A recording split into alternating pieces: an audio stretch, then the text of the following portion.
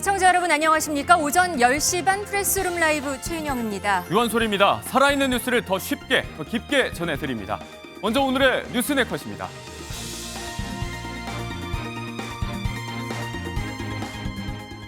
윤석열 전 대통령이 오늘 오후 5시 한남동 관저를 떠나 서초동 사저로 이동합니다. 파면된 지 일주일 만입니다. 윤석열 전 대통령 경호팀이 40여 명으로 꾸려진 가운데 예정된 집회들, 당분간 서초동 일대는 혼란이 예상됩니다. 대선 출마 선언을 한 이재명 전 민주당 대표가 조금 전 대선 슬로건과 함께 비전을 발표했습니다. 오히려 나와주면 땡큐다. 네, 한나땡. 이번엔 한동훈 전 대표가 아니라 한덕수 권한대행 얘기입니다. 짚어보겠습니다. 프레스룸 라이브 지금 바로 시작합니다. 저를 응원하고 많은 지지를 보내주신 거에 대해서 정말 감사의 말씀을 드립니다. 특히 우리 청년들이 자유민주주의의 소중함을 정말 재인식하게 되고 이 나라의 미래는 희망적이라는 생각을 갖게 됐습니다. 아무쪼록 건강하시고 힘내시기 바랍니다.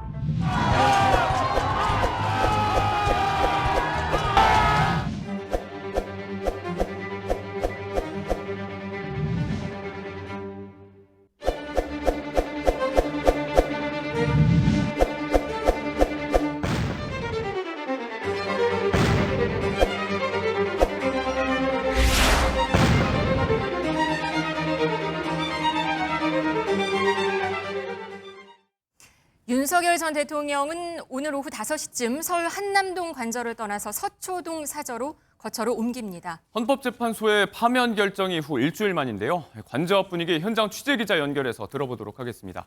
손성민 기자, 지금 관저 앞 분위기 어떤가요? 네, 저는 지금 서울 한남동 대통령 관저 앞에 나와 있습니다.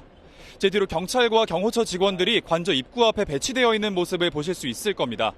윤석열 전 대통령은 약 6시간 뒤인 오늘 오후 5시쯤 이곳 관저를 떠나 서초동 사저로 향하게 되는데요. 지난 4일 헌법재판소의 파면 선고가 나온 지 꼭 일주일 만입니다. 관저 입구 앞으론 겹겹이 질서유지선과 차벽이 설치됐고 경호 인력들도 인근 출입로를 지키고 있습니다. 한편 이곳엔 이른 시간부터 윤 전 대통령의 지지자들과 빠른 퇴거를 촉구하는 시위자들이 각각 모여 있었는데요. 잠시 언쟁이 벌어지기도 했지만 큰 충돌로 이어지진 않았습니다. 네, 이제 오후에 서초동 사저로 이동을 한다고 하는데 그곳 서초동 상황도 좀 전해주시죠. 네, 그렇습니다. 서초동 사저는 윤 전 대통령이 지난 2022년 취임 직후 약 6개월 동안 출퇴근했던 곳입니다. 윤 전 대통령은 서초동 사저에 머물면서 법원 등을 오가며 뇌란죄 관련 재판 등을 받을 것으로 보입니다. 일각에선 주민 불편 등을 고려해 향후 수도권 단독주택으로 옮겨가는 방안도 거론되는 것으로 전해졌습니다.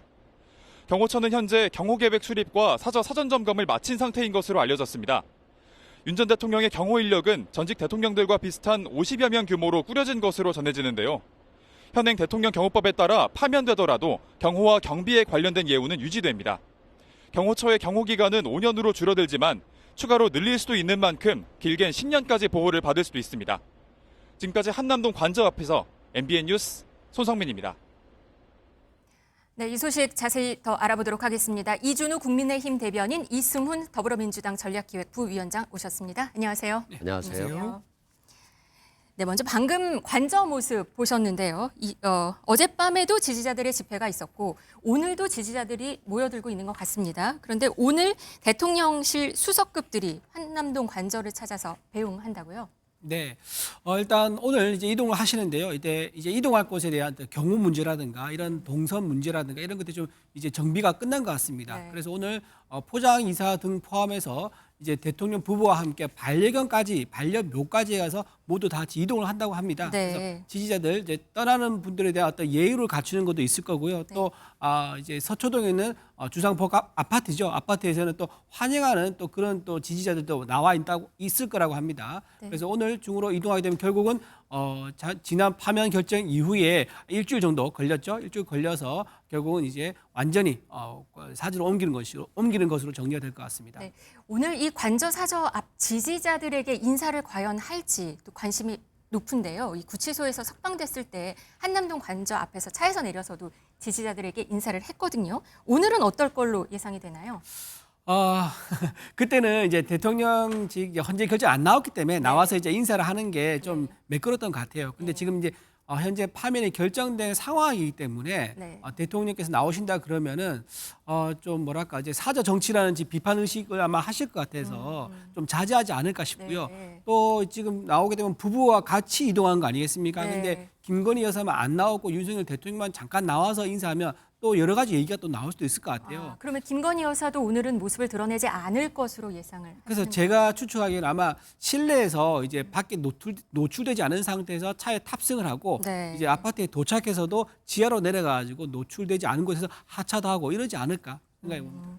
사저로 이동하는데 관심 중에 하나가 그 반려견, 반려묘들이 많단 말이에요. 11마리나 돼요. 아까도 잠깐 말씀을 해주셨는데 이거는 이 반려견들은 어떻게 데려가는지도 사실 좀 궁금해요. 그 아마 저분 이제 이제 수의사 붙어가지고 이제 데려갈 것 같은데 네. 이게 일단 수가 많다 보니까요. 그 아파트에 들어가서도 사실 아파트 안에서 한두 마리 키우는 것도 쉽지 않거든요. 네. 11마리 되고 또 고양이하고 이제 강아지가 섞여 있기 때문에 네. 그 이제 분리 잘 지내는 모르겠는데 또 분리시켜야지 하는 그런 문제가 있을 것 같고 또 하나 이제 또 큰 개도 또 따로 또 있습니다. 네, 근데 맞아요. 너무 덩치가 커서 그런 이제 네. 딴 데 맡겨놨는데 그런 것들 때문에 아마도 잠시 아파트로 갔다가 경기도 인근에 단독 주택을 구하지 않을까 얘기 나오는 것도 반려견 반려묘가 너무 많아서 마당 있는 곳으로 옮길 가능성이 있다는 얘기가 그래서 나오는 것 같습니다. 옮기실 수 있겠군요. 지금. 옮길 가능성이 있죠. 왜냐하면 지금 이제 동물원에 맡긴 강아지가 있거든요. 네. 이제 투르크 이제 국견이라는 개인데 그게 네. 크면은 다 자라면요 몸무게가 100kg가 넘습니다. 그리고 앞발 들고 서면 2m가 돼요. 사람 키보다 훨씬 지금도 큰 기죠. 170cm라고 그러더라고요. 그렇죠. 그러니까 저랑 비슷한 키인데 네. 그러면 2m가 되기 때문에 네. 그런 큰 개는 아파트에서 못 키웁니다. 그래서 아마 마당 있는 그런 집을 구하지 않을까 생각됩니다.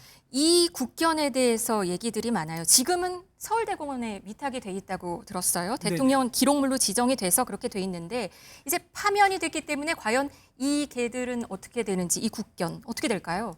글쎄요, 지금 저 개들이 등치가 크고 아마 관리비가 상당히 많이 들 거예요. 네. 뭐 음식 사료비도 많이 들고 그래서 국가 기록물로 지정돼 있다 그러면 네. 국가에서 관리하는 것도 한 방법이기도 합니다. 근데 대통령이 생물이기 때문에 아마 본인이 좀 애정이 이제 좀 쏟아부은 그런 관계가 있다 그러면 본인이 작정을 좀 결심한다 그러면 데리고 키우는 것도 가능할 거다 그래 봅니다. 비용이 많이 들기 때문에 비용이 많이 또 들죠. 네. 얘기가 있는 것 같습니다. 부위원장님, 과거에도 그런 적이 있었어요. 문재인 전 대통령 때. 그때도 2마리 개가 풍산개였었죠. 김정은 국무위원장으로부터 받은 풍산개 2마리.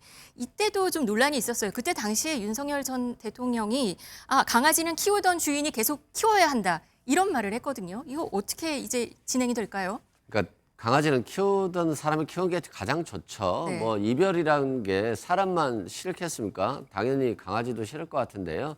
다만 뭐 너무 많은 강아지가 있기 때문에 특히 이 투르크 국경 같은 경우는 뭐 2m가 넘는다던데요. 네. 뭐 정부에 보내도 될 것 같아요. 이런 소재 가지고 뭐 누군가를 비판하는 이런 어떤 정치 풍토는 저는 그렇게 바람직하지는 않다라고 생각되고요.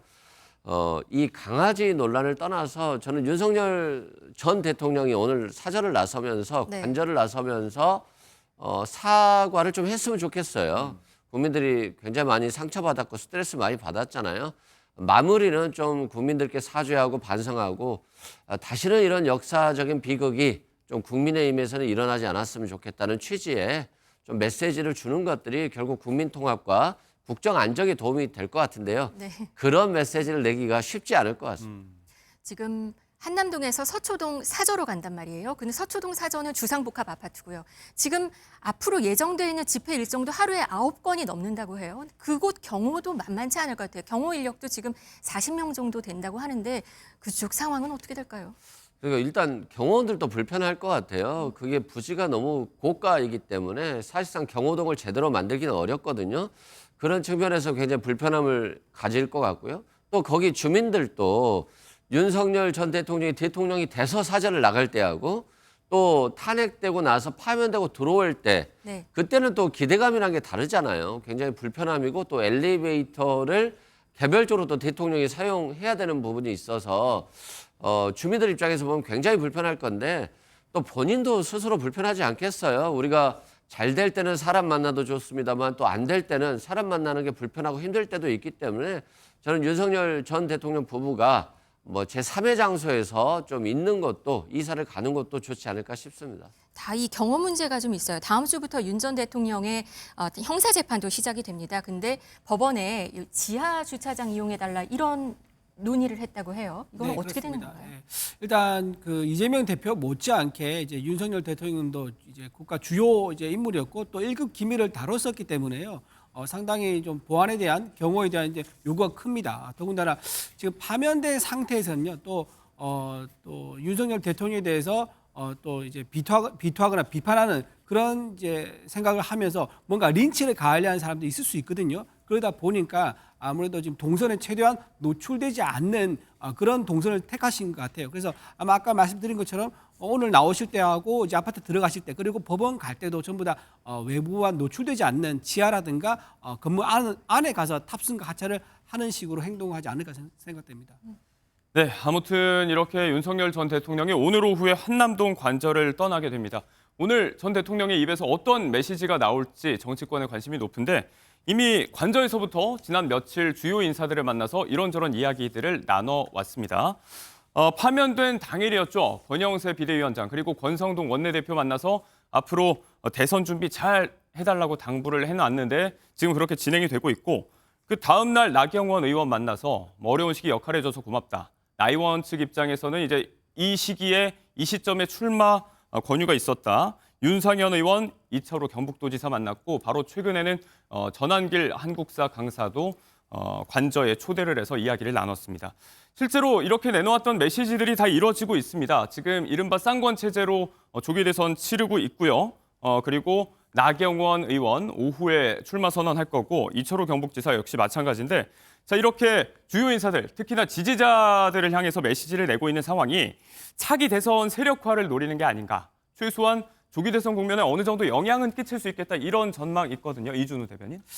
지금 저렇게 외부에서 이제 관저를 방문해가지고 만나는 거 있지 않습니까? 이거는 이제 그동안 이제 윤석열 대통령이 탄핵 심판 받는 도중에 지지해주고 응원해주고 대한 감사한 표현을 인간적으로는 할 수 있는 거라고 생각됩니다. 그리고 이분들이 밖에 나가고 나서 어떤 이제 윤석열 대통령의 메시지를 전달할 목적으로 그분들 관저에 초청한 건 아닐 거라 생각하고요. 예. 근데 그 관저에 방문하게 된 거를 언론들이 알게 되니까 그걸 묻지 않을 수가 없는 상황이거든요. 네. 그러다 보니까 자연스럽게 무슨 대화가 오갔느냐 그런 맥락 속에서 대통령의 어떤 말들 몇 마디가 지금 나오는 건데 이걸 가지고 대통령이 어떤 목적을 가지고 외부에 메시지를 낸다, 뭐 사저 정치를 한다 예. 이렇게 보기엔 조금 무리가 있다 생각합니다.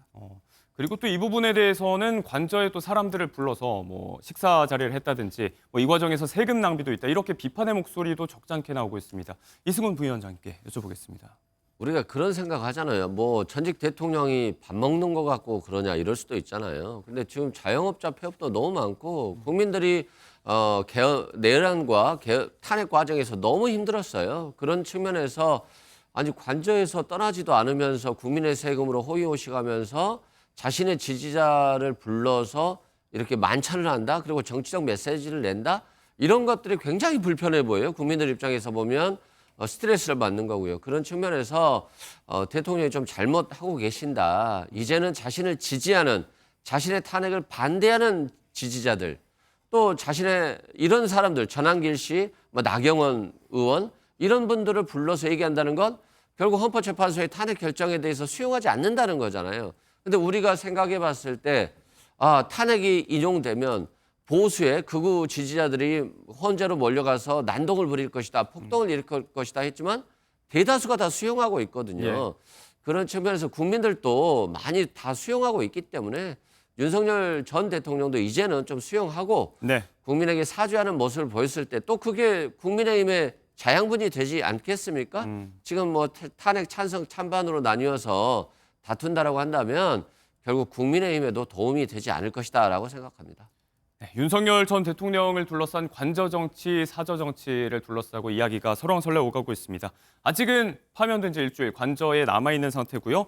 최근 9일에는 그동안 보수 집회에서 강경 발언을 쏟아냈었던 한국사 강사 전한길 씨를 초청해서 이야기를 나누기도 했는데 자, 저희가 전 씨의 최근 행보를 짚어드린 적이 있거든요. 최근의 발언 어땠는지 잠시 듣고 오겠습니다. 2월 달에 설 명절 날 제가 잠 한숨도 못 자고 그때 울면서 대한민국 걱정이 돼가지고 그런데 그때 사실은 방송 하나 잘렸어요. 어제 가장 메인 프로에. 그리고 또 폭삭 속았었다. 그것도 잘렸잖아. 친구로부터 쓰레기 소리 듣기도 하고 아내는 이혼하자는 이야기도 들리고 또 지금 저를 존경한다 했던 수많은 제자들 중에서 실망했으면 이런 이야기도 듣고 주변 사람들과 연락 다 끊기고 원래는 윤석열 대통령 직무 복귀하면 다시 강의로 돌아가려고 했거든. 그거 지금 못 돌아가야 돼서. 다시 이제는 본업으로 돌아가고 싶어도 그러기가 힘들다. 그런 형국이다라고 말씀을 하시면서도 계속해서 정치적인 메시지를 내고 있습니다. 본인이 설립한 매체를 통해서 이야기가 나오고 있는데 자, 윤 전 대통령이 막후에서 어떤 영향력을 행사할 수 있다. 이 국면과 관련해서 전한길 씨의 이런 행보가 어떻게 영향을 좀 변수가 될 수 있을 거라고 보시는지요? 저는 전한길 선생뿐만 아니라 지금 뭐 나경원 의원, 윤상 의원들 다 방문했지 않습니까? 그분들 좀 공통점이 있습니다. 헌재 결과를 수용한다고 공식 입장을 다 낸 분들입니다. 예. 만약에 뭐 헌재 결과 수용할 수 없다라고 하는 분이 찾아갔다 그러면은 거기에 대한 지적이 타당할 수 있습니다. 네. 관제 정치한다거나 헌재 불복한다거나. 하지만 지금 모두 다 수용한다는 분이 찾아와서 만났던 승복했기 거고 때문에. 승복했고요. 또 전부 다 가서 나누는 대화라고는 대한민국 미래를 걱정한다. 대선에서 잘 싸워달라. 이런 우술했죠. 그렇죠. 이제 이런 얘기는 당연히 대한민국 국민과 대한민국 미래를 위해서 할 수 있는 얘기거든요. 근데 이제 반대 진영에서는 여기에 의미 부여를 해가지고 마치 네. 윤석열 전 대통령이 지금 대선에서 뭔가 개입하고 있는 듯한 모습을 보여야지 좀 자기들 입장에서는 선거하기 유리하다는 생각을 하는 것 같아요. 그러다 네. 보니까 오히려 저런 이제 단순한 만남, 고마운 인간적인 만남을 정치적으로 좀 문제 삼는 호도하는 것이다. 그렇죠. 그런 이제 호도하는 그런 프레임이 좀 작용하는 게 아닌가 생각됩니다. 자, 전 대통령의 뭐 반려견 문제라든지 뭐 관저에서의 만찬 이런 것들 뭐 폭넓게 바라보고 계신데 이승훈 부위원장님, 전한길 씨에 대해서는 어떤 의견 갖고 계신가요? 전 좀 시끄럽고 불편해요. 불편하시다. 저분이 왜 저러고 있는지 모르겠어요. 저는 저분이 역사학으로 돌아가지 않아야 될 것 같아요. 지금 국민들이 굉장히 불편해하고 윤석열 대통령에 대한 탄핵이 인용되는 게 맞다라고 하는데 본인 혼자서 저러고 있잖아요. 탄핵은 안 된다, 되어서는 안 된다라고 하고 있는데 본인 스스로 본인이 잘못하고 있다는 걸 알고 있어요. 예. 부인은 이혼하자, 제자들은 실망했다. 이게 사회적인 생각이잖아요. 그런데 강연으로 돌아가지 않고 정치를 하겠다라고 하는 것이니까 결국 본인의 개인의 정치적인 욕심으로 국민들에게 자꾸 잘못된 정보를 제공하고 잘못된 역사를 가르친다는 점에서는 굉장히 좀 불편하기 때문에 이제는 좀 집으로 돌아가셨으면 좋겠습니다. 이런저런 이야기가 나오고 있습니다. 관저를 찾았던 여러 면면에 대해서 이야기 나눠보고 있는데 이번에는 이철우 경북도지사 이야기를 한번 해보겠습니다. 당시에도 윤 전 대통령에게 대선 출마와 관련된 당부를 좀 전해 들으면서 사람 쓸 때 좀 충성심을 봐라. 충성하지 않는 사람을 조심해라. 이런 취지의 발언을 했다고 전해지고 있거든요. 자, 이 발언이 12년 전에 윤석열 전 대통령이 직접 했던 발언과 어느 정도 좀 맥을 같이 하는 어느 정도 배치되는 부분이 있습니다. 이 부분 목소리 한번 듣고 오겠습니다. 우선 윤석열 지청장, 우리 정의는 혹시 조직을 사랑합니까? 네, 대단히 사랑하고 있습니다. 사랑합니까? 예. 혹시 사람이 충성하는 건 아니에요? 저는 사람에 충성하지 않기 때문에 예. 제가 오늘도 이런 말씀을 드리는 거예요. 사람에 충성하지 않는다라고 말을 했던 사람이 충성하지 않는 사람을 좀 조심하라 이렇게 메시지를 내놨습니다. 말만 듣고 봤을 때는 어느 정도 이제 배치되는 좀 모순되는 부분이 있거든요. 이승훈 부위원장님 이 발언 어떻게 보십니까? 윤석열 전 대통령이 가르친 게 있어요. 남에게는 가혹하고 자신에게는 엄청나게 관대해요. 아니 사람에 충성하지 않아야 된다. 나는 조직에 충성한다. 라고 했잖아요. 근데 지금 사람 쓸 때 충성심을 보라고 하는 건 한동훈 전 대표 같은 사람은 안 된다. 자신에 대해서 탄핵을 찬성했기 때문에 라고 저는 들리거든요. 예. 그래서 이 윤석열 전 대통령이 아직도 현실인식이 부족하고 국민에 대한 충성심이 부족하다. 이 나란 일을 하는 사람들은 국민에 충성해야 되는 것이지 대통령에게 충성하는 게 아니에요. 예. 곧 왕에게 충성을 강요하는 것인지는 모르겠습니다만 이 정치 지도자들이 정말 국민에 충성하는 그런 것들이 우리 역사가 제대로 돌아오고 국가가 정상화되는 길이지 않을까 싶습니다. 전 대통령의 관저 정치에 대한 이야기 나누면서 나왔던 발언들 좀 분석해봤습니다. 자, 이게 뭐 옳다 그르다 이런 부분들을 떠나서 이제 대선 국면과 연관지어서 생각을 해봤을 때 윤 대통령에 대한 지지층이 어느 정도는 당내 강성 지지층과 겹치는 부분이 많기 때문에 경선에는 도움이 될 수 있을지 모르겠지만 중도층을 계속해서 확보해야 하는 국민의힘 입장에서는 이게 궁극적으로는 도움이 되지 않을 거라는 관측 분석도 있거든요. 이준우 대변인. 그래서 사저를 옮기게 되면은 윤석열 대통령의 발언이나 메시지가 좀 자제되지 않을까 하는 게 보통 일반적인 추측입니다. 그리고 당에서도 지금 그런 목소리가 나오고 있는 거고요. 예. 그래서 지금 윤석열 대통령에 방문하시는 분들은 정말 인간적인 그동안 내가 탄핵으로 어려운 고초를 겪고 있을 때 날 응원해준 분, 지지해준 분들에 대한 고마움을 나타내는 건데 이걸 가지고 사조 정치라고 자꾸 프레임을 씌우고서 온당하지 않다 생각 들고요. 그리고 제가 아까 좀 우리 이승훈 부위원장에 대해서 좀 반론을 하면은 이재명 대표가 이런 말을 했습니다. 권력은 잔인하게 쓰는 것이다. 문재인 전 대통령은 너무 순진하다라고 했습니다. 그리고 네. 본인이 또 뭐라고 했습니까? 정치 보복은 몰래 하는 거라고 했습니다. 그러니까 몰래 잔인하게 할 수 있다는 것을 본인이 공식적으로 얘기하신 분이에요. 그런 분이 지금 윤석열 대통령에 대해서 저렇게 충성심 얘기하는 건 좀 옳지 않다. 자기에게 충성하지 않거나 자기가 다른 목소리를 내면 실제로 공천 학살이라고 하죠. 모두 숙청시켜가지고 전부 다 공천 못 받았습니다. 비명 행사했지 않습니까? 그래서 일극 체제를 만들어서 지금까지 왔는데 그런 민주가 없는 민주당에서 과연 충성심 같은 거 얘기할 자격이 있는지 좀 그렇게 되묻고 싶습니다.